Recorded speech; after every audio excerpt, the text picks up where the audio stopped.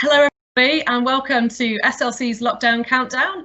Every day during lockdown we're going to be bringing you conversations to share ideas and innovations from our partners across the industry, from tour operators to airlines and tourist boards, designed to be uplifting and motivational as we enter the second lockdown here in the UK. And first up, I'm absolutely delighted to introduce Sam Collins from Ethos Travel. Good morning, Sam. Good morning, Jill. How are you?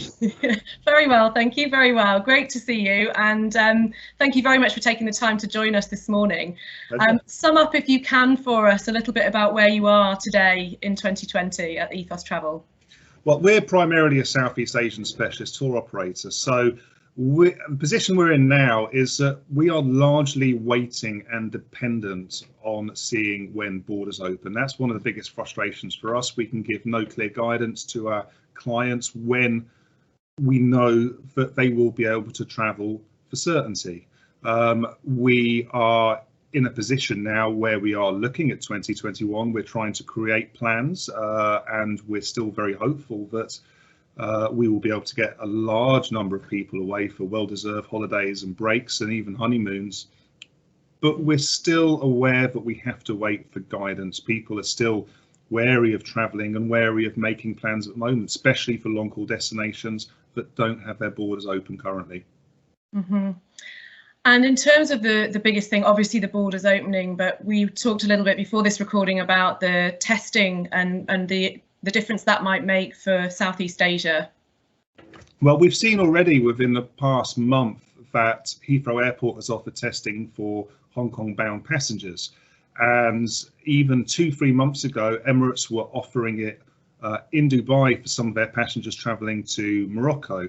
Now, this I see as for one great hope, because it's unrealistic to imagine a vaccine will be unveiled worldwide within the next couple of months. However, with so many Southeast countries managing COVID so well, some of them, such as Thailand, have had hardly any cases whatsoever. The biggest fear is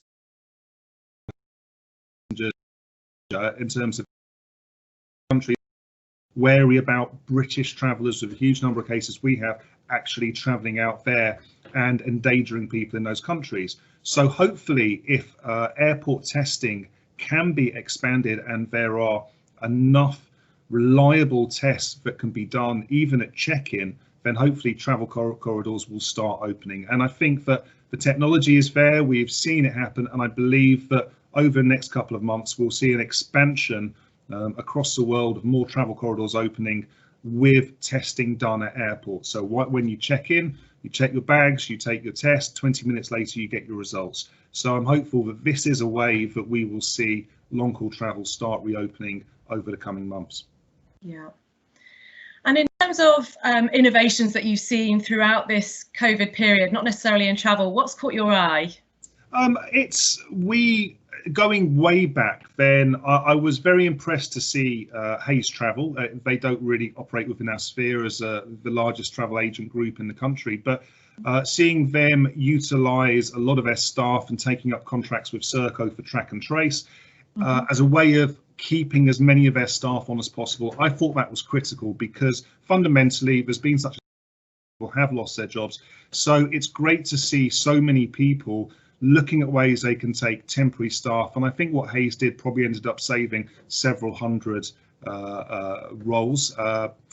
Now, kind of moving forward, and we kind of know what the situation is, you look at innovations and interesting things that are happening across the board in other industries, but I think fundamentally what people want is something that puts a smile on their face. So, for example, we've recently pivoted the famous Burger King advert that basically told people to eat with McDonald's, and we've turned that around and put that into travel. So we've launched a little book with Kuoni advert. It was just our way of saying that the most important thing is, yes, we are competitors, but there are so many wonderful independent smaller tour operators, and if you read under the Kuoni headline, then we're talking about everyone from Experience Travel Group, Jasmine Holidays, so on and so on, that actually what we want people to do is travel. The most important thing is we want people to book.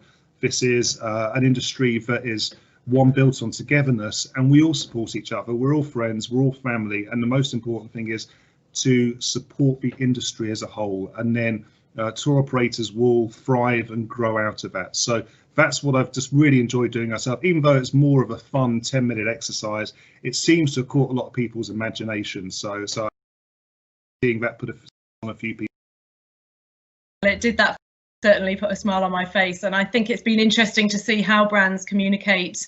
I think in the first lockdown it seemed to be very serious and quite a melancholy sentiment, and this time around people are allowing themselves to be a bit more playful and a little bit more light-hearted. So of course, coming out of lockdown, if all borders were open, where would you be jetting off to? Well, I have done a lot of thinking about this because there are so many places I want to go. This is the longest that I've gone since I was 10 years old without going to Asia, and I'm so desperate to get to Indonesia because I miss it. Thailand, I should have been there twice this year, but fundamentally when the borders open, I'm going to go absolutely nowhere, because what I'm anticipating is such a huge amount of inquiries, people desperate to travel, is that we will be so busy dealing with bookings and inquiries that we will not be able to touch the ground for the first 4 or 5 months.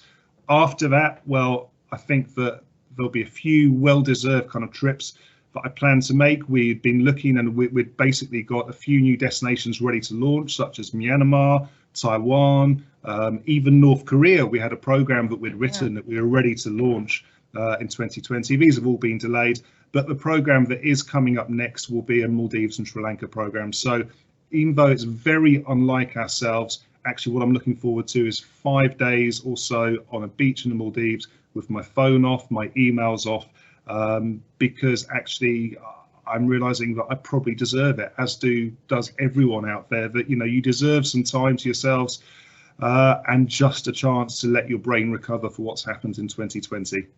Yeah, Sam, I think you're absolutely right. You absolutely deserve that break. I hope it happens for you at the very beginning of 2021. And I thank you very much for joining us on SLC's Lockdown Countdown. Thank you. Thank you, Jill.